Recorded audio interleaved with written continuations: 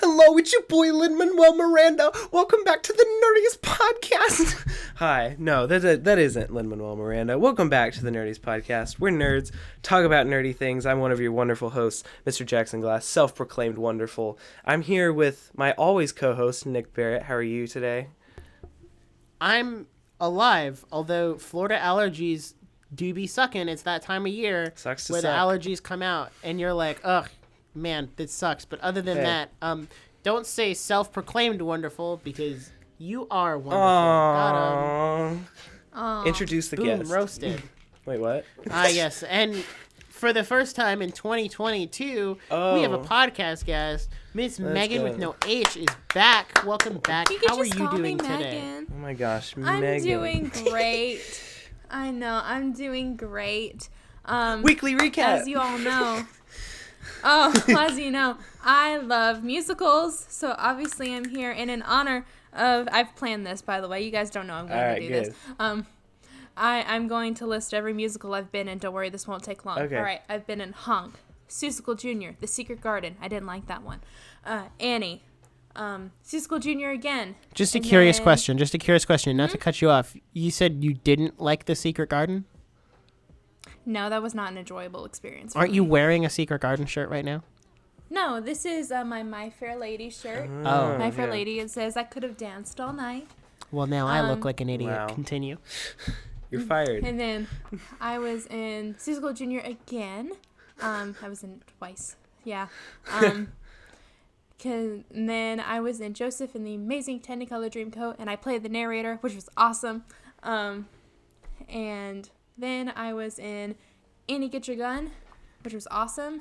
And then currently I am playing my dream role as Belle in Beauty and the Beast. Wow. Theater majors, am I right? Golf claps all around. Man, theater majors, they think they're so cool. Ugh. What's so... Hey, at least I didn't list like all of the shows I've seen. No, yeah, that would be a long time. You know, this is a great time to bring this up. I can't believe... This is like God's plan, because I found this out yesterday. The local college here, where I live, is closing their theater department. Oh, no. That's our nerdiest news for the week. Nerdiest news. Local Jackson College closes theater department. Let's go. No, you see... Lovely. Such exciting news. It Can't wait sounds to see bad. what the school does with the new recently acquired budget that they've gotten from closing that. I mean, they could go, like... We recently just found, like, $20 that we could put into something else because of the theater department closing. So, like, this is so crazy. But also, there have been 23 theater majors in the last decade. So... Wow. I don't want to flex or anything, but like, while your local college is closing down their theater program, my college is actually getting ready to open up so you know the technology they use to make The Mandalorian? Yeah. Those big VR screens? We're about to get an entire studio dedicated to that. Oh, that's so cool. And it's That's about to cool. open. So not to flex or anything, but you know, one of the best film schools in America, ladies and gentlemen. I am one of the elites. Thank you very much. Top 1% over here. So we'll get to right. weekly recap, but I also, this is just like, we're talking about theaters closing and stuff. Well, I'll actually bring this up later because that's actually a loaded question. Weekly recap first. What did everyone do? What did I do? I'll let our guest go first because we always Ladies talk. first. Guests get to go first. Well, my week started with a pretty big event. Wow. One of my dogs passed away. Wow. I'm not even making this up. It actually happened. It wasn't the first dog we got. It was the second dog we got, but she was older than my current dog.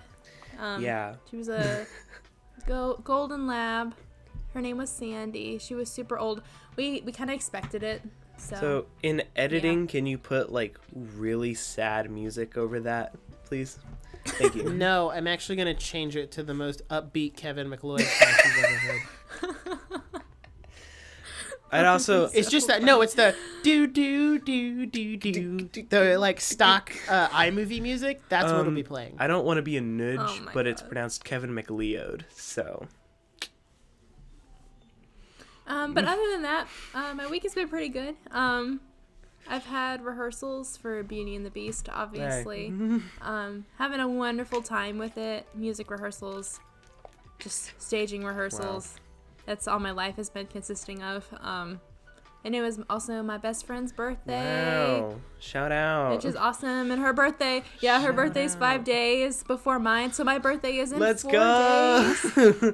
Yeah. Your birthday, by the time this comes out, your birthday actually will have passed. So. Whoa. Yeah. Whoa. Man. Nick, what'd you do this week? Whoa. What did I do this week? Yeah. Well, I've been surviving. It was a pretty average week, not gonna lie, just school and all that. I will say something super exciting, which I posted about on Twitter, is I got sound panels for my little like corner studio here. And I'm sure you can hear a difference in editing. Or maybe you can't because I've just been that good of an audio editor. Wow. Self-proclaimed. But yeah, I hung those up, which is great. Yeah, so self-proclaimed. I'm so nice. And I have more. Aren't you so humble, Nick? You guys gonna stop I love Gosh, interrupting I'm you. I'm trying to tell you about my week, so and you guys are just interrupting me. That's it's so so rude. much fun, though. We love to interrupt. That's so rude. That is actually really true. Shout out to my school friends who do make fun of me all the time. So yeah, I have more sound foam panels coming. Other than that, what I did do this week that I am really like proud of myself for is I watched Arcane. Okay. And if you follow us on Instagram, which by the way, quick shout out, follow us on Instagram and TikTok at the Nerdiest Podcast to keep up with all of the things. And you can pick what show I get to watch next. I have a couple more I need to finish, and then I'm going to put up another poll for you guys to vote on what show I get to watch. Also, you can check out the episode description on Spotify for either a poll or question of the week or both. Okay. We'll see what ends up happening by the time I get to editing. Anyway, I asked the Instagram to pick. They picked Arcane. I started it, and I did something different with this show in the sense that I did not binge it all the way through like I normally do. Like you guys know, I watched Friends in like the span of a month and a half, and that was like 270 something episodes. So with Arcane, because I watched the first 3 episodes and I was like, oh dang, this is like movie quality animation, like all that, and I really wanted to watch it on my TV, so I didn't watch it on my iPad or anything. And throughout the week, I just didn't have time to watch it, so I ended up watching it in 3 episode chunks because there was 9 episodes total. So I did 3 episodes. There was like 2 or 3 days, and then 3 more episodes, and then another break, and then I watched the last 3 episodes today. Fantastic show, knocked it out of the park. It was great. Cannot wait for season 2. Probably not coming until 2023, but you know that's life. That's life. And that's really been the highlight of my week was watching Arcane. Sub note before I pass it over to Jackson. Now I'm interrupting you. Get over it. Wow. Sub note: if I don't talk as much, it's because my sinuses are agitated, and I'm sure you guys don't want to hear me sniffling for an hour. So I will be on mute when I am not talking. Jackson, your turn. Sounds like you need some nasal spray. 2, I wanted to say, I love how it's I love how it's an accomplishment for you to not watch 9 episodes in one day. I'm very proud of you. I should also note they are like 40-minute episodes, so they're not like your normal 20-minute episodes. Also, I still watched it in the space of a week. Yeah. But it was more spread out over that week, and I had more time to process each episode. So this week has been pretty good for me. We've been setting up, been getting ready. I'm very excited. I get to go on a Disney trip, going to Disney World next week. Hey, cannot wait. I have not stepped foot in a Disney park since I was 11 years old, and it's one of those places where like I know people that go like multiple times a year, and like I just can't do that. Like, I feel like it's a special thing. It's a very special thing for me when I get to go. So I'm very excited about that. I went shopping yesterday, and I bought new sunglasses, and I bought a new shirt to wear in the park. And then if you're watching my video on my shelf here, I bought a Tron Legacy vinyl because I was at Target, and I decided to treat myself. And then I spent $20 on Chinese food and ate it at the coffee shop. I didn't look at the price. I just ordered it and went, oh my, that was $20. It's fine. I still bought a coffee at the coffee shop. And now I'm here. So yesterday on food alone, I probably spent about $30. And that's... It's so fun to go and buy Disney stuff or things for a Disney trip. It's so much fun. Do you ever just have one of those days where you're just like, I'm not even going to look at the price. I don't care. Yeah. So. Oh, no. That's me like every day. Follow-up question, though. You do have Disney shirts to wear at Disney, right? Oh, yeah. Okay. It's kind of... Because, like, I see people who come in and they're like, look at me wearing my Batman shirt at Disney. And I'm like, nerd. Don't be You're that in person. the wrong park for that, okay? Universal is 20 minutes that way. Like, get out of here. I think it's kind of like a concert where, like... Now, my general consensus is if you go to a concert, say it's Taylor Swift concert, you should not wear a Taylor Swift t-shirt. I think that's tacky. Here's what I think. Wear a music t-shirt that isn't Taylor Swift. That makes you cool. That's my consensus. Disney World is not the same. You wear Disney shirts at Disney. I will wear all my Star Wars shirts. I wear Pixar shirts, whatever. That's just my opinion. You can do whatever you want. If you go to a Harry Styles concert, wear Harry Styles merch. That's fine. I just think you're tacky. All right, final thing. Today I'm eating Dessert Delights.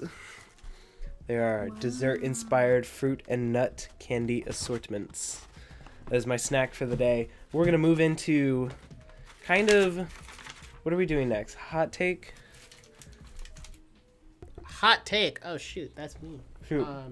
Sorry, I just had a sneeze attack. My allergies are trying to kill me. We still need to get some sound drops. I also like to say this hot take is only Nick. This does not have any affiliation with the Nerdiest podcast brand or me. Or me. There you go. Go for it. Aren't you excited?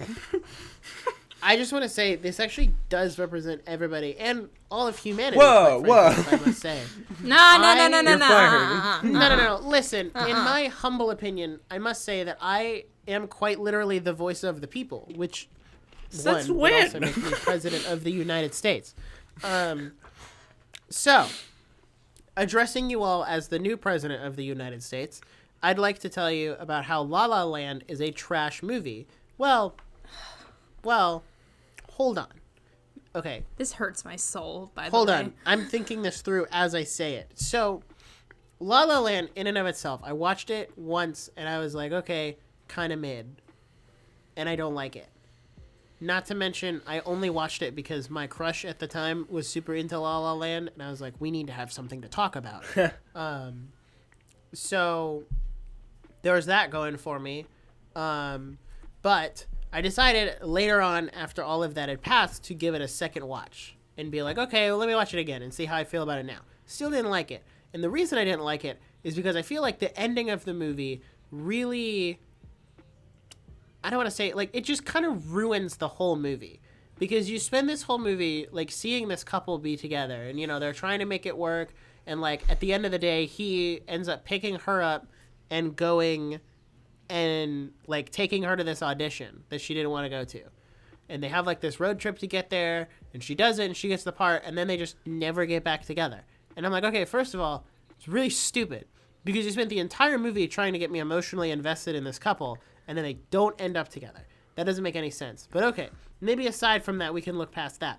Second of all, the ending of the movie is really trippy, because she walks into this bar and sees the guy performing, and then proceeds to see what her life would be like if they stayed together, which is like giving you both endings, like the ending that I wanted, but also like the actual ending of the movie so you can have both. But at the same time, I'm like, no, that's kind of stupid. Yeah. But okay, go off, I guess. The music in the movie is also kind of mid, no cap.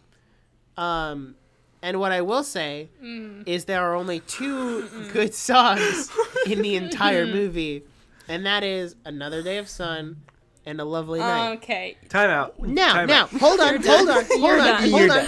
I have like a couple good things I want to say though. Can I say the good things? Yeah.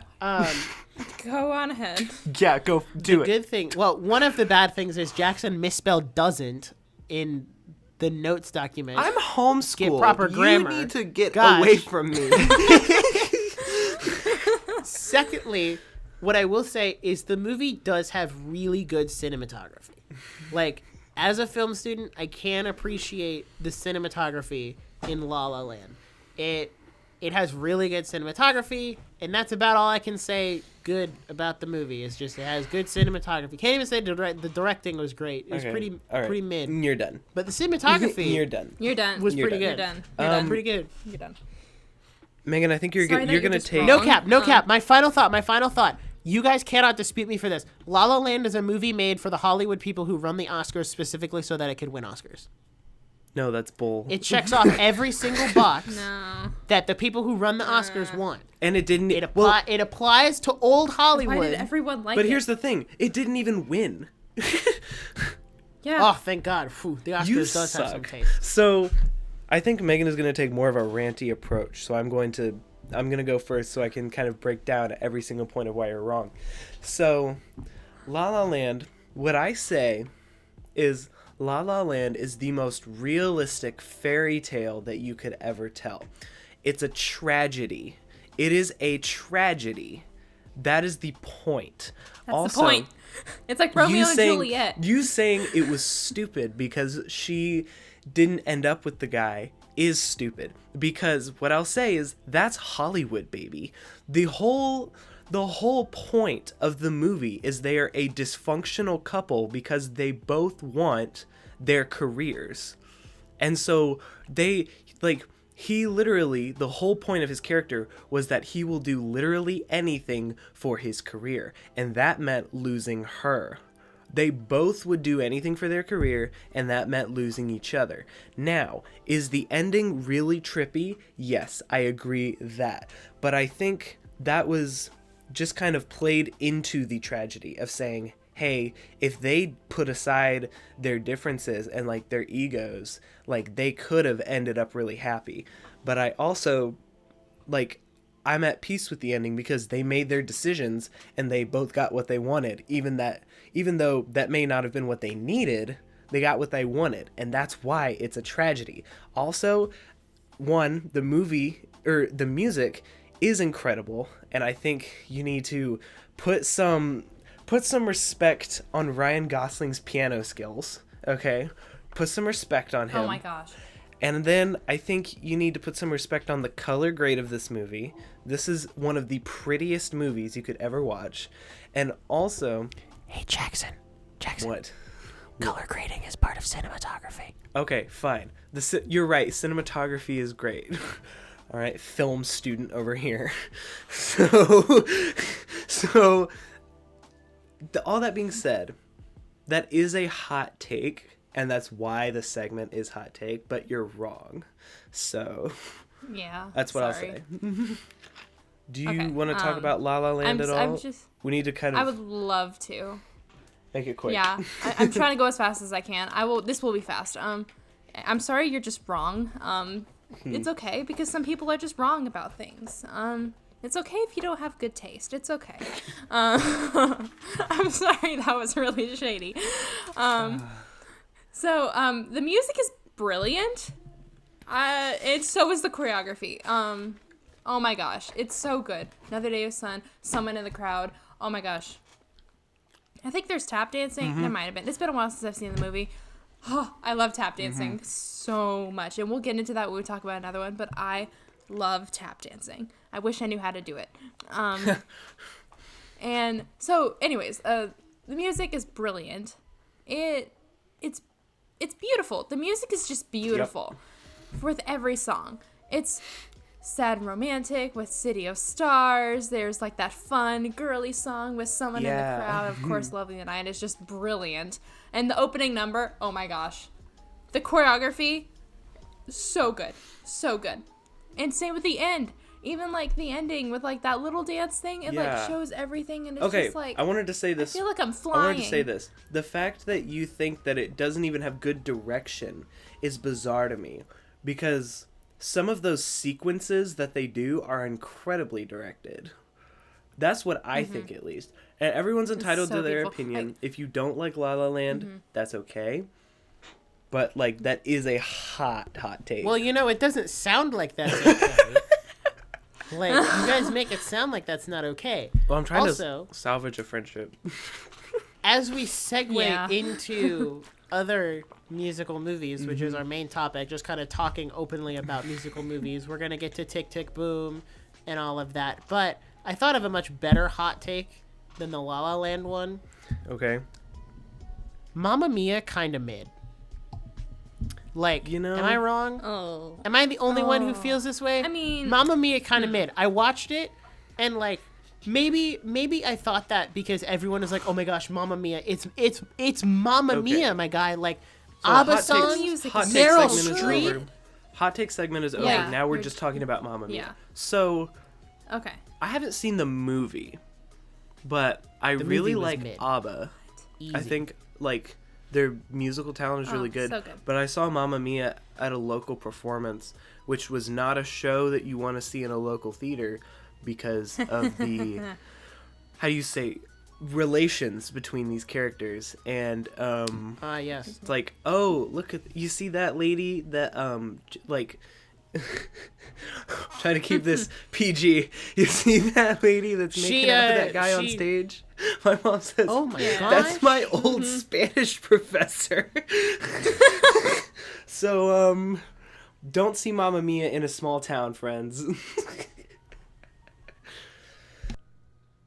Cool. Moving on. Good story. What I will say about Mamma Mia, in basically stark contrast to La La Land, every song is a banger. All of them are bangers. That if you think there are bad songs on the Mamma Mia soundtrack, I'm sorry, but you might be on drugs. Like, you might be going insane. Meanwhile, the movie had some pretty poor direction and cinematography. And this story, like, I don't know if this is something that translates over from the actual, like, Broadway or, like, the stage musical, but this story just wasn't there. Like, yeah, there's the really cool concept of, like, not a whodunit, but, like, whose kid is it? Like, which one of the guys is the actual dad? And they never answer the question, which is really frustrating to me, someone who wants to know. And, of course, there's a novelty of, like, they're all her dad because they all step up. No, I want a dead answer. Who is it?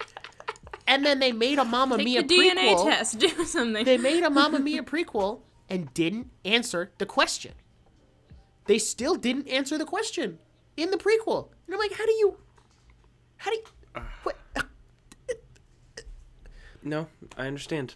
Also, Pierce Brosnan cannot sing to save his life. Who does he play again? He plays one of the dads. I don't remember which one, but he plays one of the dads, and he cannot sing to save his life. Like, go back and listen to any song that he's, like, the headline singer in. Nope. Not him. Not him. The only genuinely good, like, part of Mamma Mia was Lay All Your Love on Me. That was the only genuinely good segment of the movie. All your love. When the guys come out with the flippers and the floaties on, I was like, Well, if my groomsmen and, like, best man and stuff don't do that at my wedding, they're clearly not up to the task. Noted. Like, that's all I'm going to say.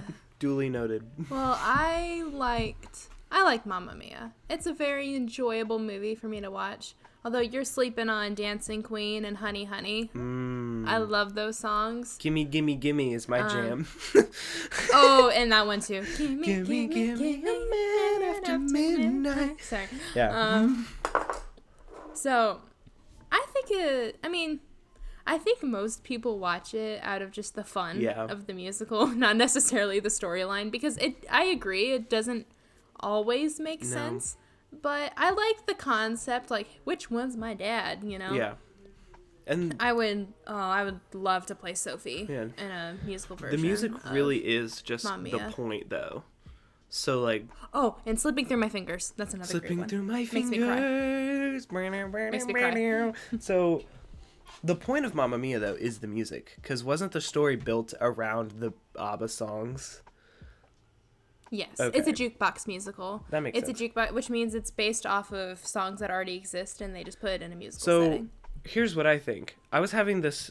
When me and Nick were playing Minecraft a couple days ago, and I said... And we were talking about music and albums, and I said, what is a best movie mixtape? And I thought Guardians of the Galaxy, School of Rock, and I could not think of a third one.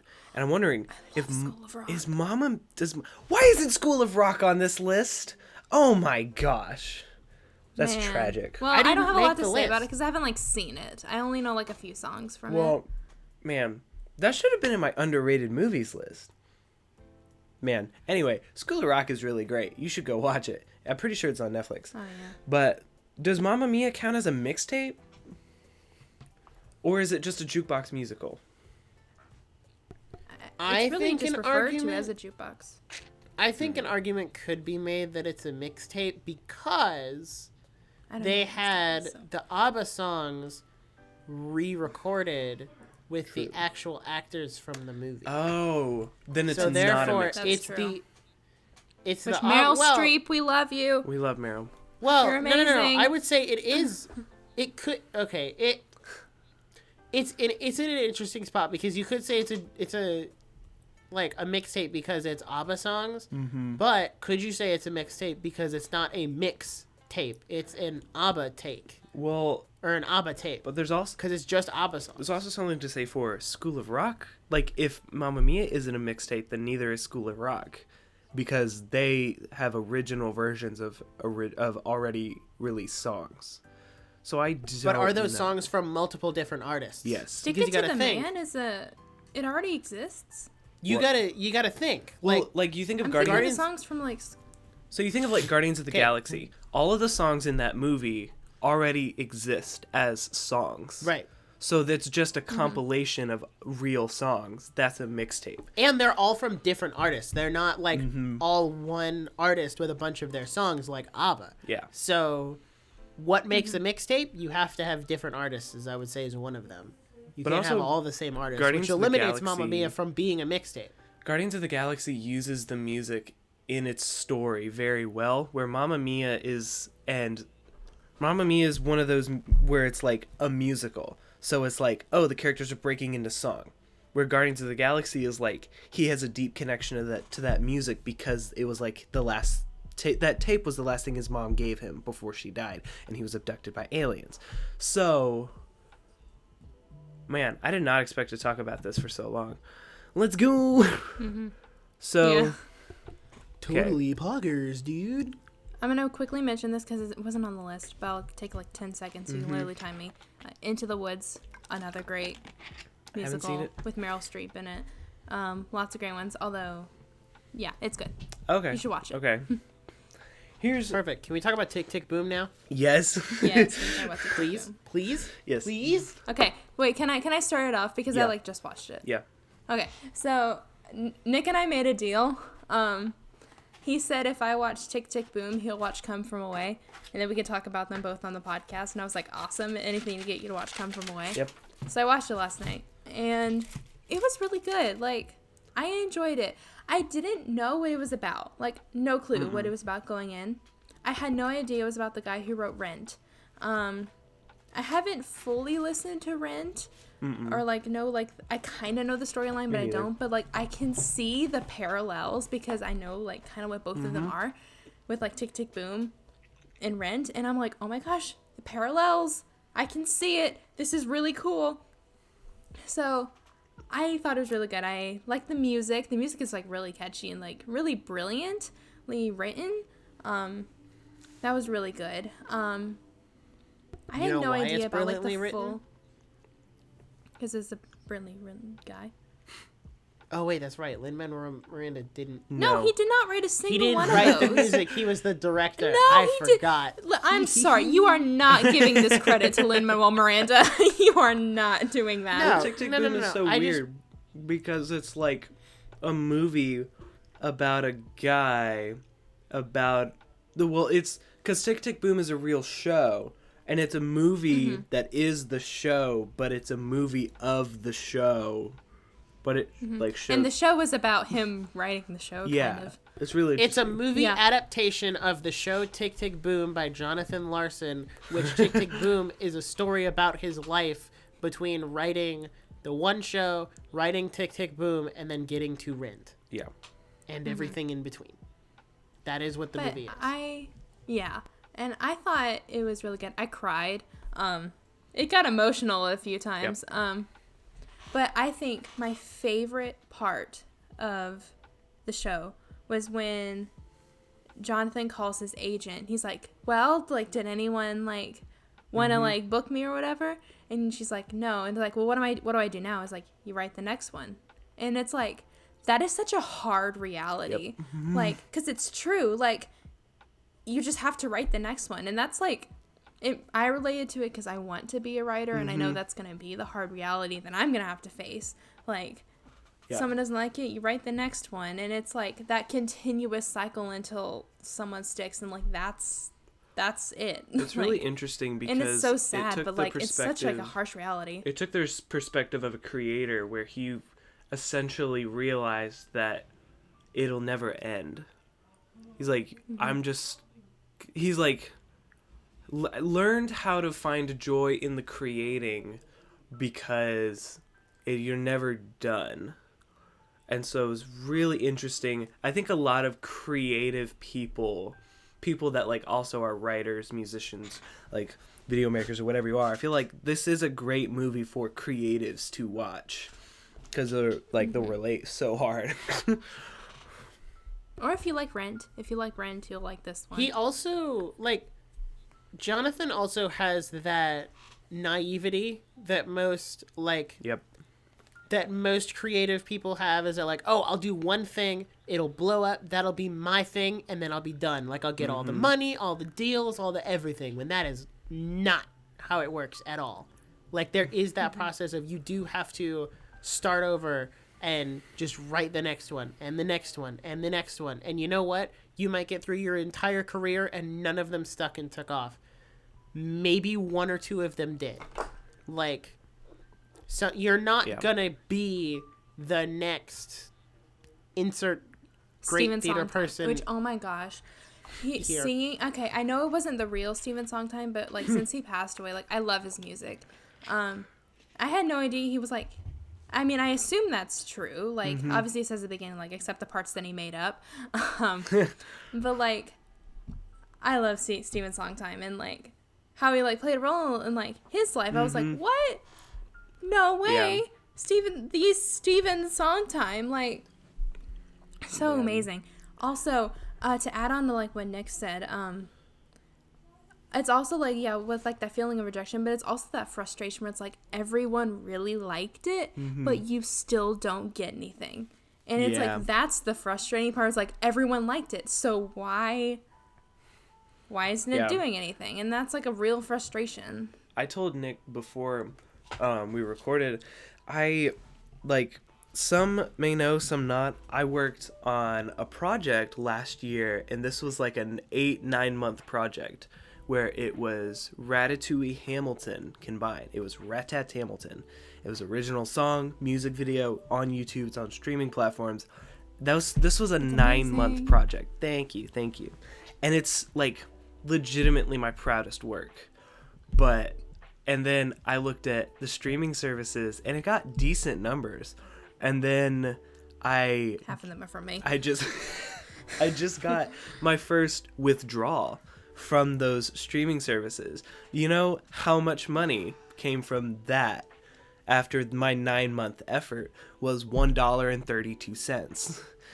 And I was just kind of like, of course I didn't do it for the money, because if you do music for the money, then you're an idiot, because there's no money in streaming services. But I was just kind of like, dang. Like Taylor Swift. Like you really gotta be in it for the love of the game, or otherwise you're screwed. Can I ask about In the Heights? Because I never got to see it, and because it was in theaters for like a week here, and I was like, it was just gone. Like, I never got to see it, and I keep seeing these. I saw a video the other day about how it, like, flopped hard and no one liked it. And I was like, wasn't sure if that was true. So, like, what's up with In the Heights? So... Well, can I explain the history? I like musical history. Sure. Explain. So In the Heights was one of the first musical that Lin-Manuel Miranda wrote before Hamilton, and it was pretty popular because of like the culture, and people liked it. Also, it's just really brilliantly written. I thought it. I watched it. I mean, I haven't seen it like in a live production, but I watched the movie and I'm like, oh wow, this is really good. So yeah. Yeah. Interesting. I think it's wild how like Lin-Manuel Miranda blew up from Hamilton, but then all of his other work kind of came up, and then he like made new work after, but like there was some old things. I also think, did anyone here watch The Electric Company on PBS Kids?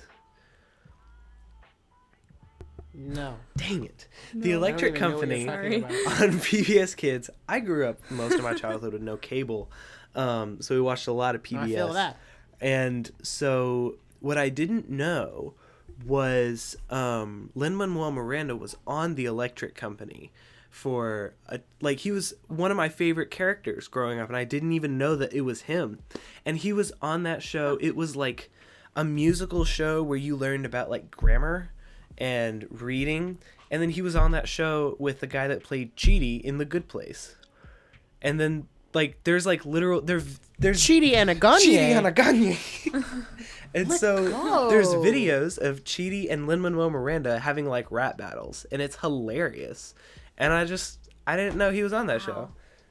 I just wanted a little tidbit of knowledge. Chidi truly is the only intellectual who could stand toe-to-toe with Lin-Manuel Miranda. Yes. What can I say? Like, what a guy. He's speaking too fast. I'm getting a stomach ache. Here's what I'm going to say about In the Heights. I saw the movie one too many times, and I've seen it twice.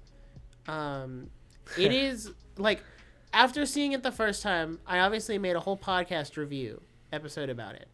And I thought it was pretty good. It's no Hamilton, but at the same time, I think when comparing musicals like that, I think Hamilton is at the point where it needs to be exempt from being like, let's compare this to Hamilton. It's kind of the same. It's the same mindset as like, all right, well, let's compare the sequel trilogy of Star Wars to the originals. Yeah. Like, no, they're too different. That's not fair. Like Hamilton is at the point where you need to let it be. Like, you need to set it out and let it be its own thing. Yeah. So, In the Heights, you can't compare everything in Hamilton. The movie adaptation has some really good choreography. It has some really good songs, really good direction, but it feels really, really long. Okay. And that is one of the worst feelings when you're watching a movie is, when will this be over? Because because at that point, if you're sitting in a movie and you're thinking, when will this be over? They've lost you. You are lost. No longer engaged or immersed with the movie. Like, they've lost you at that point. Yeah. So upon watching it a second time with my mom, I got like an hour into the movie and I was like, we still have an hour and a half to go? Really? Yeah. How much longer until this is over? And I think the problem is they left too much downtime in between each song. Okay. So I think it could have been better. But at the end of the day, it's a pretty fine adaptation. I've seen clips of the original like Broadway show with like where Lin-Manuel Miranda is the main character, because heaven forbid he writes something that he's not in. But I understand that. I do that too. He had a cameo in Tick, Tick, Boom. He did. So did Christopher Jackson. I was going to say that. All the cameos. All three the of the Schuyler sisters were there. So many cameos. I mean, there's a lot of cameos that I think you guys didn't recognize because there's like other musical cameos. Like, oh my gosh, that guy's in this girl's in that thing. I was like, oh my gosh, all these people are here. Yeah. Like, it was really cool for me. Tick Tick Boom really was just it was just Lin-Manuel Miranda going through his phone book and being like, hey, can you be on set today? We need an extra in the background. Well, two of the people that were at his party in Boho Days, which is my favorite song from Tick Tick Boom, because like just that party scene is great. But two of the people in that scene were two of Jonathan Larson's real neighbors, like from when he lived there, and it was like they're there. Like, it was just such a sweet moment. I loved that. Before we move on, like, fully from Tick Tick Boom, unless we already have, I want to say my favorite song is Therapy. I kid you not. I watched the movie, and I spent the rest of the day looking up the lyrics just so I could sing it at full speed. That and 3090. 3090 is my get up, walk out of the house, or walk out of the apartment in the morning on my way to school song. Yeah. And I really enjoy it. That's a good song. So. I just really like... It is. I really like the group vocals of Boho Days and, like, the spontaneity of it. He's like, this is the life, bo. It's like everyone should, like, join in and clap. And I think this is something Lin-Manuel Miranda intentionally does all the time. Where, you think of the song Guns and Ships... You can learn the really fast parts, and it's actually not that hard if you just learn it. But even Stop it. I need to pretend like I'm talented. If you, even upon first or second watch, you can sing along because you know there's going to be another Lafayette, and then, you can turn to your friend who's already seen it, and they can do... And it's like this group thing. And he does this throughout Hamilton. Once you listen to it thinking about that, you see it. Like, you consistently see where he uses group vocals, the consistent, repetitive group vocals to encourage you to sing along. And I think, no one really talks about that. He's so brilliant in that way. So there you go. Little tidbit of knowledge. All right. Now, here's what I'm going to say. We're getting close to the end here. And as we wrap up, there are 3 more musicals that I want to talk about.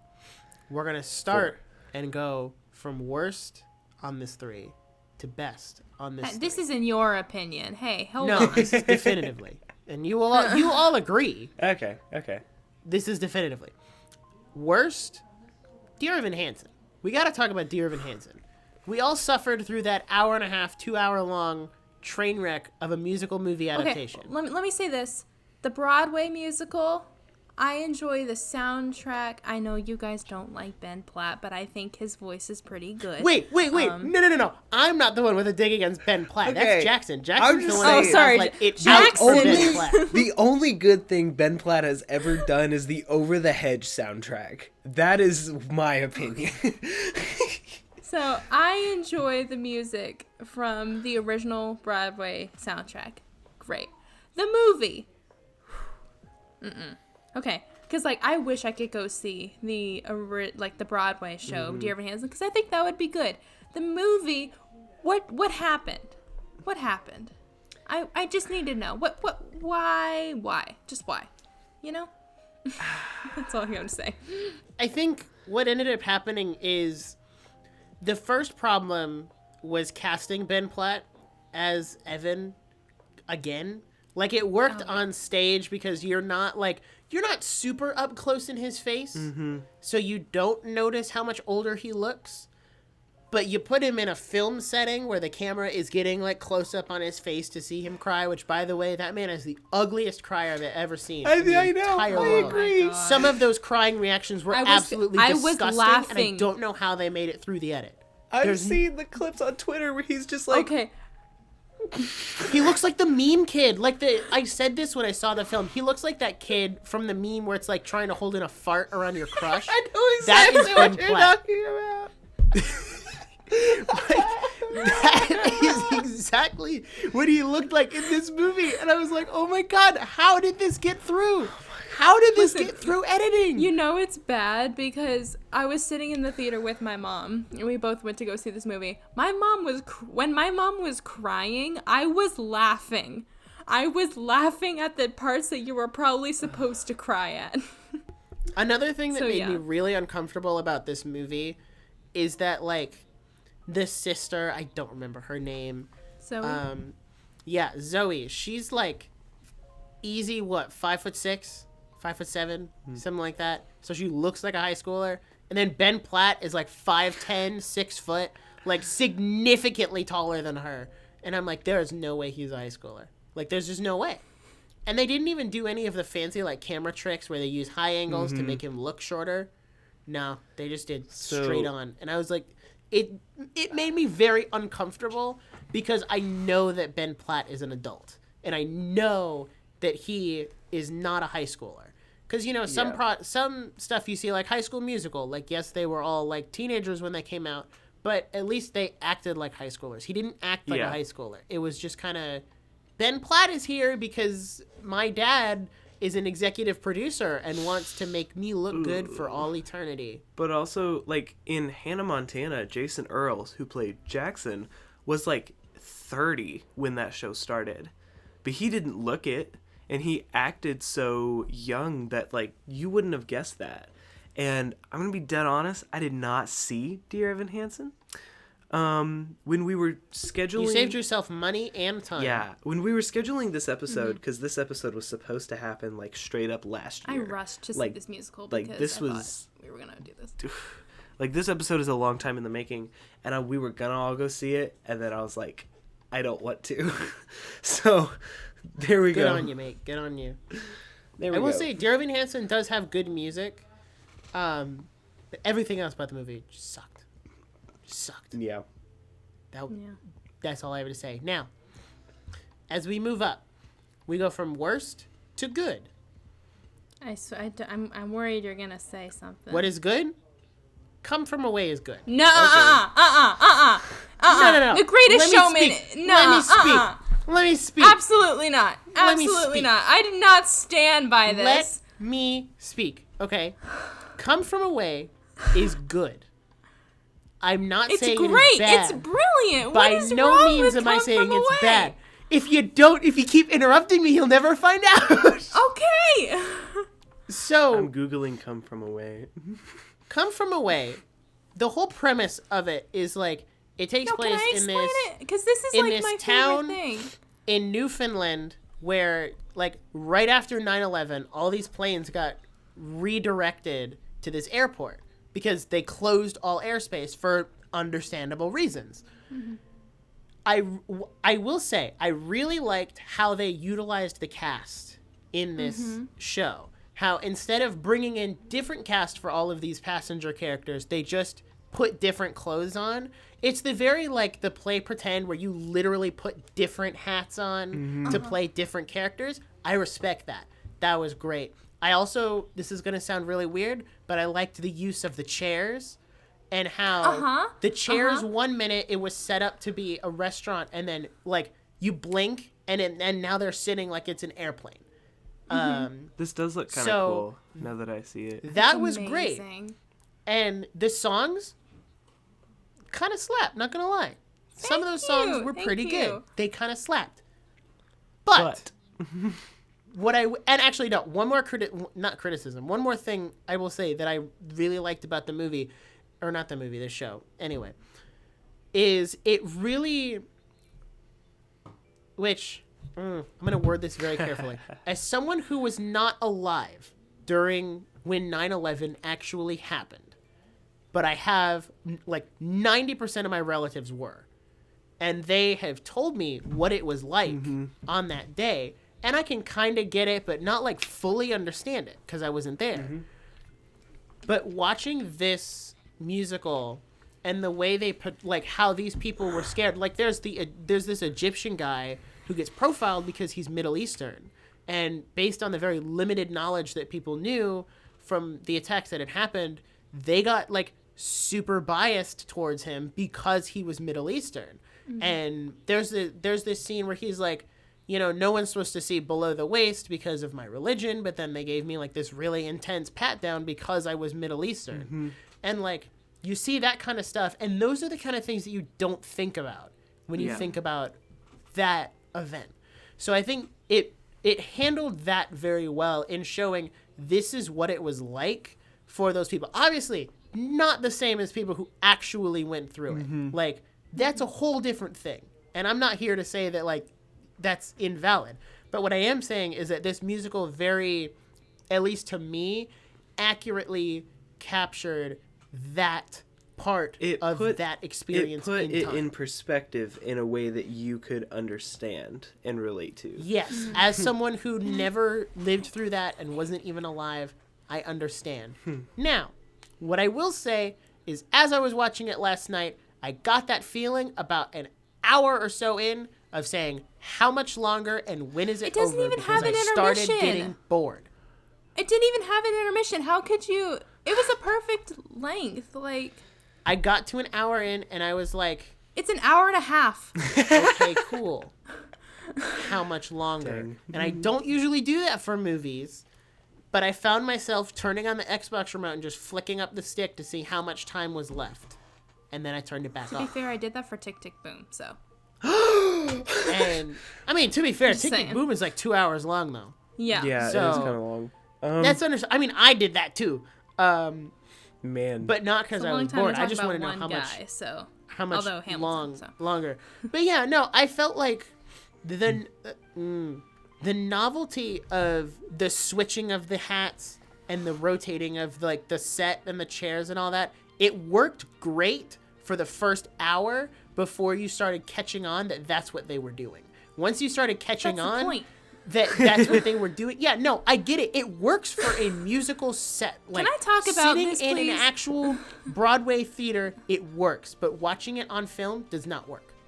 Okay. Well, yeah, obviously watching a film is not going to do it justice. I need to talk about this musical because, oh my gosh, I love it so much. Hot take, it's better than Hamilton.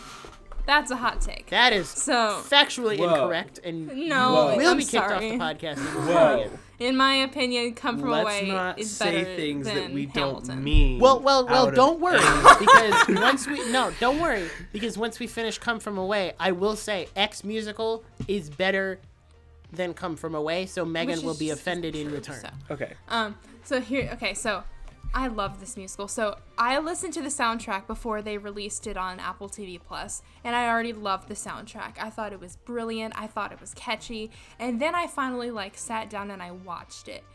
And oh my gosh, it is brilliant. Like, this whole musical is just, it's genius because they took an event that happened that was really bad, but they found the light side of it. Like, they talked about the people who literally opened up their town to 7,000 strangers, which is sorry because, and that's brilliant because it's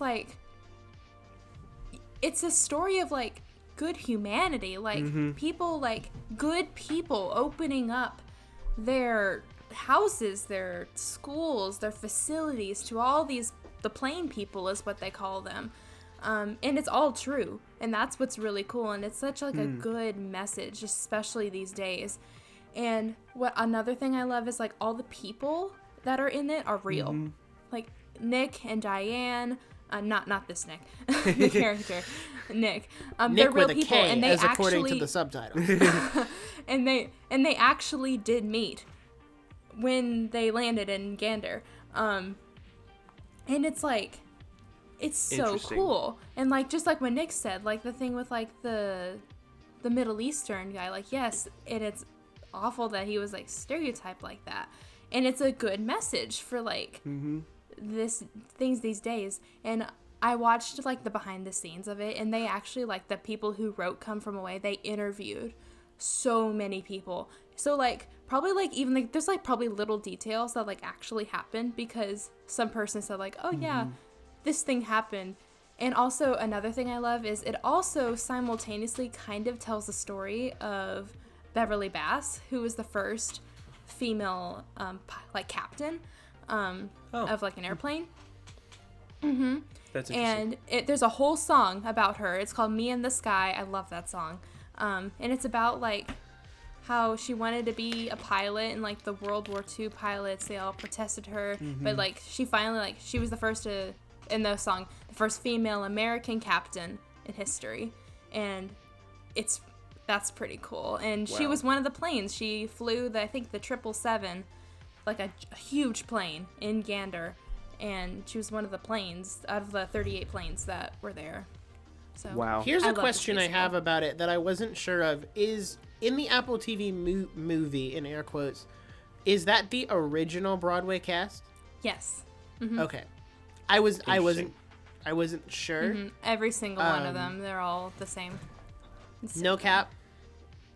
This is gonna sound awful, but the only like genuine plot point I was invested in was whether or not the lady's Diane. firefighter had died. Oh, yeah. Firefighter's son had died. Oh my gosh. And that was the only was thing. so I was sitting there sad. the whole time. I was like, come on. He can't be dead. He can't be dead. Come on. You gotta live, bro. You gotta live. This is one of the musicals where it's like you'll be laughing at some points because they put in some pretty good humor, and then you'll be like crying because of like what happened in the reality.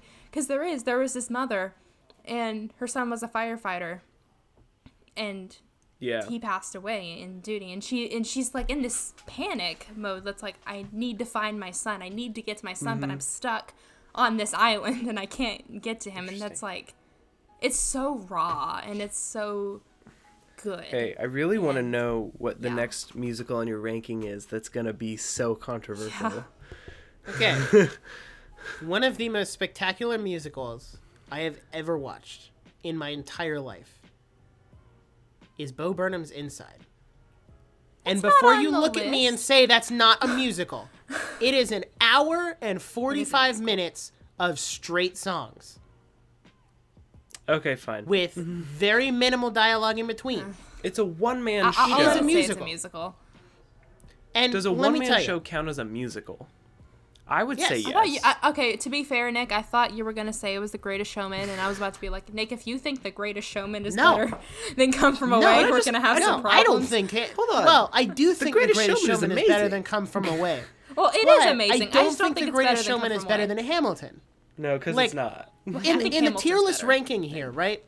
Like, I'm really just saying Inside for the meme. One, because of the meme, and two, because I want to talk about it again, because while we're on the topic of musicals. Yeah. But my actual musical ranking, Hamilton on top by a mile. There is like 6,000 miles between Hamilton and the number 2 musical on my list, which, Which is? I don't know, probably Tick Tick Boom, honestly. Yeah.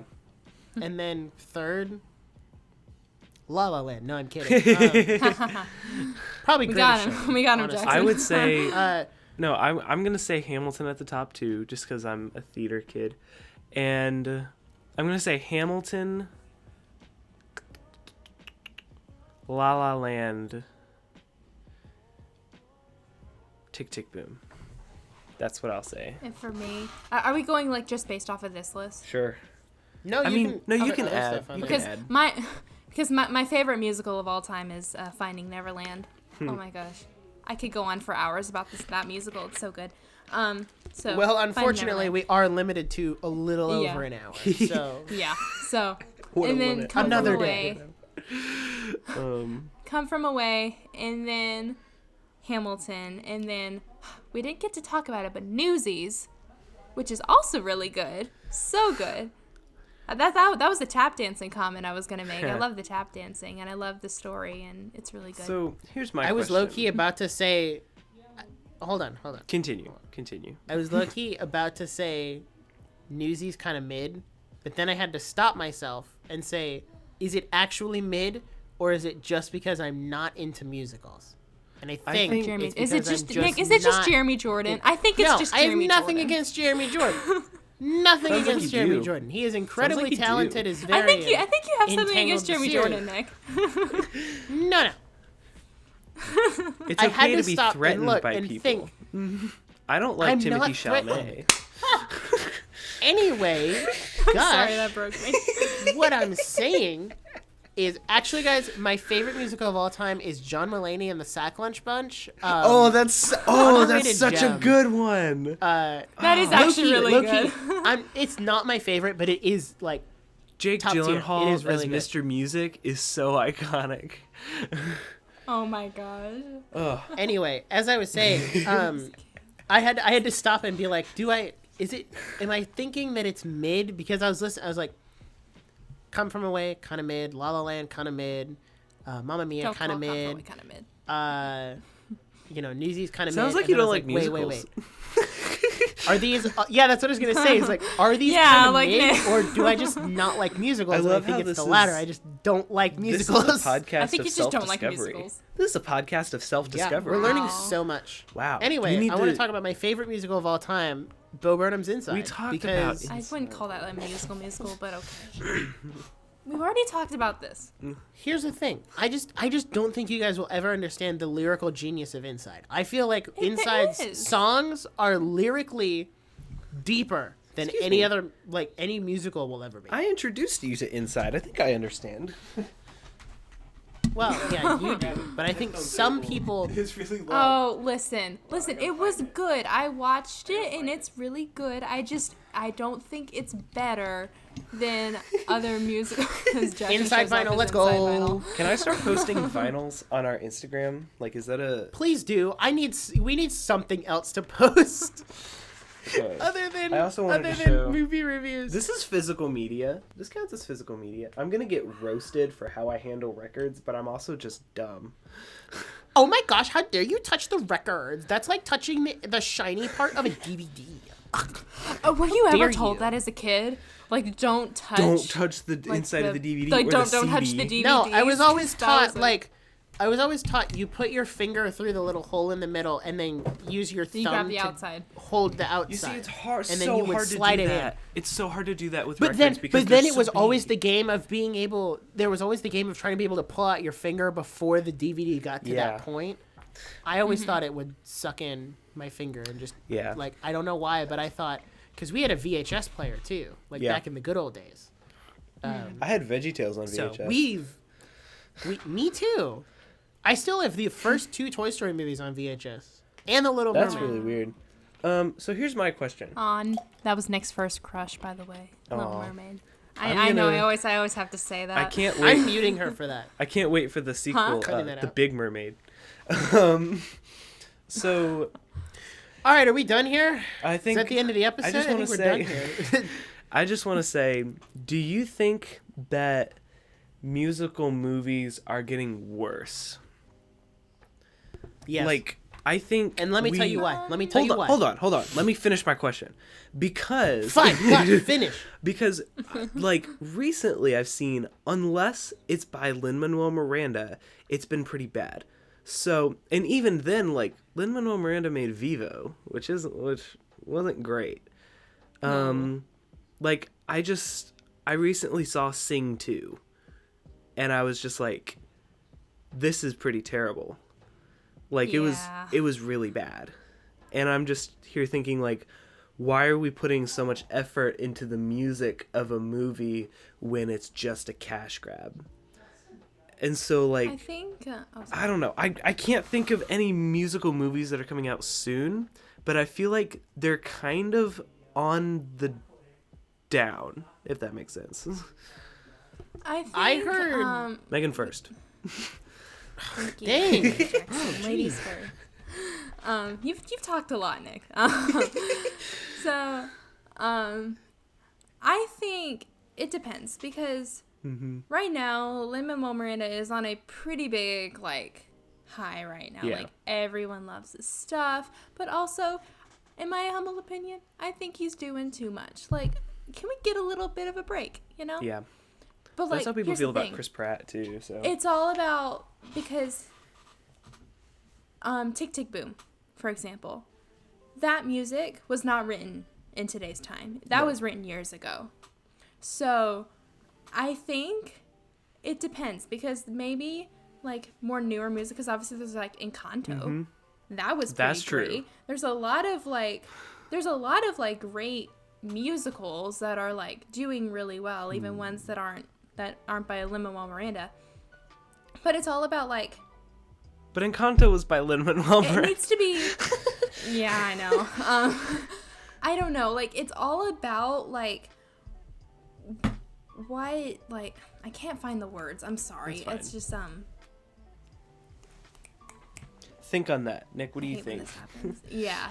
Go ahead. Okay, I do think musical movies are getting worse because I think and correct me if I'm wrong, but I think we peaked with Hamilton. Not peaked in a sense, but like, no, Hamilton raised the bar way too high. Okay, that's fair. And now everything is it as good as Hamilton? Mindset then? Well, yeah, no, that's like Hamilton. Lin-Manuel Miranda had obviously breakout with Hamilton. Caught fire, still on fire. People still talk about it, make memes about it, all that stuff. And part of that is contributed to the fact that it got released on Disney Plus 2 years ago. But I think a lot of people have now shifted towards Lin-Manuel Miranda for quote-unquote leading the theater industry or like leading musicals. Kind of in the same vein as like Star Wars fans pivoting to Jon Favreau and Dave Filoni to lead Star Wars because they did like one or two really good things and they're like, okay, everything else has been pretty mid. Can you just do good stuff? Yeah. And that's what I was gonna say. Companies like Disney are seeing that and they're getting Lin-Manuel Miranda on multiple projects. He did Moana. Now he did Encanto. He's working on, I think he said he's working on a Latino princess movie for Disney, and he just did Vivo. He's done Tick Tick Boom. Like, they see, okay, people like Lin, so let's continue to use Lin. But we're getting to the point where, as you said, he's kind of getting to like the Chris Pratt status where he just needs a break, which, you know, similar thing happened to Tom Holland. I think Tom Holland's getting there. He just needs a break, which, to be fair, good on him for saying he's taking a break. Yeah. After Spider-Man and Uncharted, he's like, I'm taking a break. Good for you. You can read the room and see that we love you, but we think you should take a break because you're being it's in just too much stuff. Saturated. But I don't think Lin-Manuel Miranda has that kind of self-control. Yeah. I think, and I love the guy, love Hamilton. But I think I think he's becoming too caught up in the wave of being popular from all of this stuff. Fair. Okay. What I was gonna say is, it's all about the mindset of people, because I think, Nick, you're right. Like, people like love Hamilton, and it was like such a big hit. But like, I feel like there's so many underrated good musicals out there that people like aren't like I don't want to say like not appreciating, because everyone has like their own taste and all that, which is fine. Like even Nick not liking, or not like fully liking Come From Away or like all that. Like, that's fine. That's his own opinion, and everything I say is all out of love. And out of pure jokes. But yeah, it's all about like the mindset of like people who are like, notice something like by Stephen Sondheim or Rent, or like even like I can't think of like other, or like Rodgers and Hammerstein. That's another great one. They wrote Cinderella, Into the Woods, I think, and Andrew Lloyd Webber, Joseph and the Amazing Technicolor Dreamcoat, Cats, Jesus Christ Superstar. Like, those are all like great musicals that like I think people should like go give a look, because like the classics, and like I don't want to say I don't like contemporary musicals, because I think there's some really great ones and I do enjoy them, but I don't think they just hit as hard for me as like the classics. A lot of these are just, we're in an era of remakes and reboots in general, and musicals are not like outside of that either. So I think that's our point. Honestly, I think that's why it's possible. Yeah. Well, really quick, I think that's why they're popular, because people like the classics, but people like the classics are being shown in a more modern way so that people like them. Like, people like the classics, but like this is just a higher quality version of that. So there we go. Cool. And also, I'm sorry, Nick, if I hurt your feelings about Come From Away. No, definitely not. See, all is fair in love and podcasts. That's true. That's a sticker right there. Huh? All's fair. All is fair in love and podcasts. Click our merch link in the bio. Merch link. Oh my God. We don't have merch. Wow. We don't have merch yet. Do you have your social? Anyway, with that being said, thank you guys for listening today. Thank you, Megan, for being here and talking with us about musicals. If you want to stay up to date with the podcast, you can follow us on Instagram and TikTok at the Nerdiest Podcast. We do all kinds of stuff over there. Maybe Jackson will finally start posting pictures of his vinyls. I have movie reviews to post. We post episode clips, all that fun stuff. You can obviously, vote to pick out what show I watch next, all that great stuff. And TikTok is just TikTok. Is there. So, TikTok boom. Can you edit that If you have out? a feedback or question you want to submit to the show, you can do so through the contact us page on our website. If you do want to what we do here, consider giving a 5-star review on Spotify or Apple Podcasts. And tell your friends. Word of mouth is the way to grow. 5 stars. Tell your friends. To quote Sally from Cars, you know where we are. Tell your friends. You know where we are. Tell your friends. Again. Tell your friends. Again, this episode is falling apart, much like my mental state. Again, thank you for listening, and we hope to see you in the next episode. Peace out. Bye. Bye.